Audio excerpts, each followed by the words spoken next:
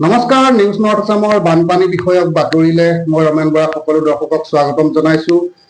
কালিৰ দিনটোত আমি শিৱসাগৰ, যোৰহাট, গোলাঘাট আৰু চৰাইদেউ জিলাৰ বান পৰিস্থিতিৰ বিষয়ে আপোনালোকক জনোৱাৰ প্ৰয়াস কৰিলো, কিয়নো আমাৰ নিউজ নৰ্থ আছামৰ সাহিত্য কাননৰ 5গৰাকীকৈ কবি, লেখক, লেখিকা উক্ত বানপীড়িত অঞ্চলত বসবাস কৰা লোক। আৰু আজি আমি বিশেষকে যোৰহাট আৰু শিৱসাগৰ জিলাৰ সীমামূৰীয়া গাঁওসমূহৰ বান পৰিস্থিতিৰ বিষয়ে আপোনালোকক জনাবলৈ প্ৰয়াস কৰিম। আৰু আমাৰ লগত সংযুক্ত হৈ আছে আমাৰ সাহিত্য কাননৰ এগৰাকী সতীৰ্থ তথা যোৰহাট জিলাৰ তিয়ক ভগামুখৰ কুণ্ডিল হাজৰিকা। কুণ্ডিল হাজৰিকা, আপোনাক স্বাগতম জনাইছো। আজি কওকচোন, কালি যিহেতু আপুনি বহুকেইখন গাঁৱৰ নাম ক'লে, আজিৰ দিনটোত আপোনাৰ কি গাঁৱৰ বৰ্তমান পৰিস্থিতি কেনেকুৱা হৈ আছে, বা বান ক'ৰবাৰ গাঁৱত এতিয়াও বান আছে নেকি? বান কিছু কিছু অঞ্চলত আছে আৰু কিছু কিছু অঞ্চলত ইতিমধ্যে কমিছে, কিন্তু এটা আটাইতকৈ দুখৰ বিষয় যে কিছু কিছু অঞ্চলত এতিয়ালৈকে বৰ্তমান ভালদৰে কোনো সাহায্য পোৱা নাই। কোন কোন গাঁৱত সাহায্য লাভ কৰা নাই, আপুনি নামকেইটা ক'ব পাৰিব নেকি? আমাৰ অনুষ্ঠানটোৰ জৰিয়তে আমি অসমৰ বিভিন্ন প্ৰান্তৰ ৰাইজক অৱগত কৰাবলৈ চেষ্টা কৰিম। হয় হয়, আৰু সাহায্য পাইছে যদিও সেই গাঁওসমূহৰ যিখিনি লোক বৰ্তমান ওলাই আহিব পাৰে তেওঁলোকেহে সাহায্য পাই আছে। গাঁও কেইখনৰ নাম ক'ব নেকি? হয় হয় হয়, যোৱাকালি জনামতে পুৱালৈকে খনামুখৰ নবমুৱা গাঁৱত খোৱাপানীৰ অভাৱ আছিলে।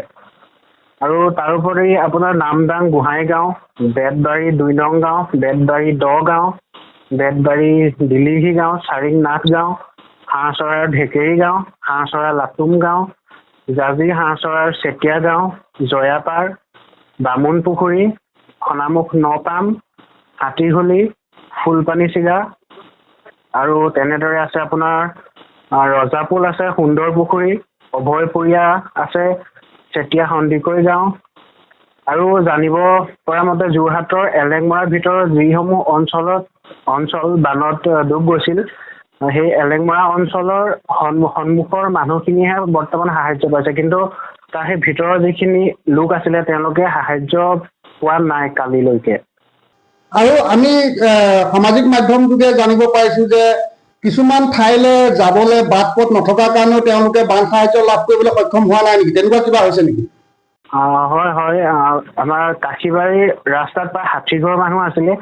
এই 60 ঘৰ মানুহৰ কিছু সংখ্যক মানুহে মানে সাহায্য পাইছে, আৰু সাহায্য দিবলৈ যিখিনি মানুহ গৈছে তেওঁলোকে নাওলৈ মানে যিসকল মানুহ ওলাই আহিব পাৰিছে তেওঁলোকেহে সাহায্য পাইছে, আৰু বেছি সংখ্যকে সাহায্য পোৱাৰ পৰা মানে বাদ পৰি আছে। যিহেতু বহু সংখ্যক লোকে সাহায্য দিবলৈ গৈ আছে, সেইসকল লোকক তাত সাহায্য প্ৰদানৰ কাৰণে তেওঁলোকে যাব পৰা নাই নে তেওঁলোকে গম পোৱা নাই যে সেইখিনি গাঁৱৰ ৰাইজে এতিয়াও সাহায্যৰ পৰা বঞ্চিত হৈ আছে? এক প্ৰকাৰত ক'বলৈ গ'লে যিসকলে বৰ্তমান সাহায্য পাই আছে তেওঁলোকে পাই আছে, আৰু যিসকলে পোৱা নাই তেওঁলোক অকণমান ভিতৰৰ অঞ্চলৰ লোক হয়, তেওঁলোকে হয়তো খবৰ নাপায় যে সাহায্য দিছেহি বা কিবা পাইছে, আৰু দিছেগে যদিও যিসকল লোক অলপ ওলাই আহিব পাৰিছে তেওঁলোকেহে সাহায্যটো পাইছে। আচলতে সেইসকল লোকৰ যি গাঁওসমূহ আছে সেই গাঁওসমূহত বৰ্তমানো বানৰ কবলতে পৰি আছে নেকি?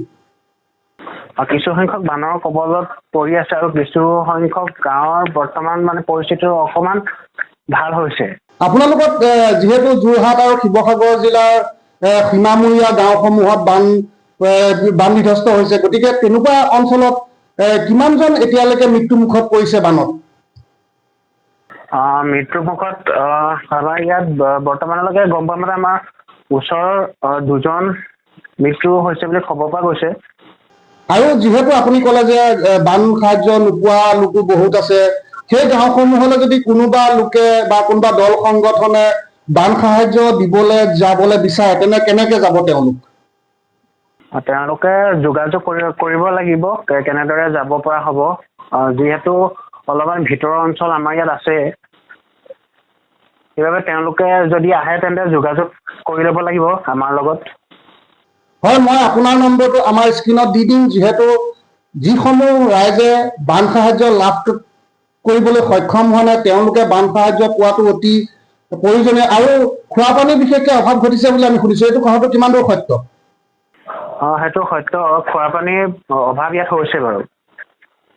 এতিয়া বৰ্তমান যিসমূহ গাঁৱত বান বৰ্তমান নাই, সেইসমূহৰ গাঁৱৰ ৰাইজৰ মাজত স্বাভাৱিক পৰিস্থিতি ঘূৰি আহিবলৈ কিমান দিন লাগিব বুলি আপুনি অনুভৱ কৰে? যথেষ্ট দিন লাগিব, কাৰণ তেওঁলোকেতো এনেকুৱা এটা পৰিস্থিতিৰ সন্মুখীন হ'ব বুলি তেওঁলোকে হয়তো কেতিয়াও ভবা নাছিলে। এইটো এটা নভবা ঘটনাৰ নিচিনা হ'ল আমাৰ ইয়াত। হয় কুণ্টিল হাজৰিকা, বৰ্তমানে আপোনাক আমি ধন্যবাদ জ্ঞাপন কৰিছো। আমি পৰৱৰ্তী পৰ্যায়ত আকৌ আমি আপোনালোকক যোগাযোগ কৰি এনেদৰে আমি অসমৰ ৰাইজক বান পৰিস্থিতিৰ বিষয়ে জনাবলৈ চেষ্টা কৰিম। আৰু আমি আমাৰ এই বাতৰিটোৰ জৰিয়তে আমি বাতৰিটোত আমাৰ এইগৰাকী সতীৰ্থ, যি নেকি যোৰহাট জিলাৰ প্ৰিয় ভগামুখৰ নিবাসী, তেওঁৰ ফোন নম্বৰ আমাৰ স্ক্ৰীণত দিছো। আপোনালোকে তেওঁৰ লগত যোগাযোগ কৰি যিসকল লোকে বান সাহায্য বৰ্তমানলৈকে লাভ কৰিবলৈ সক্ষম হোৱা নাই, এই যুৱকগৰাকীৰ লগত যোগাযোগ কৰি সেইসকল লোকক বান সাহায্য প্ৰদান কৰি উপকৃত কৰিব বুলি আমি আহ্বান জনালো। ধন্যবাদ।